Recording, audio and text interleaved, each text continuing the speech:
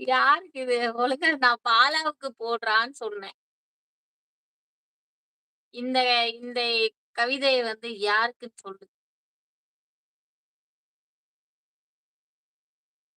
சரி யாருக்குன்னு சொல்றா?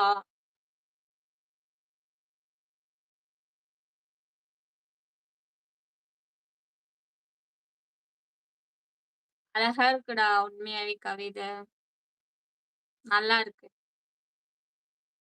ஆனா அது யாருக்குன்னு சொல்லு.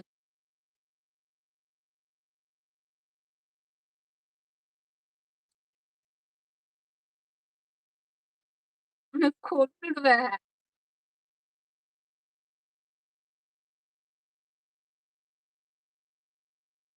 டேய் எல்லாருக்குமே வா. Okay, okay.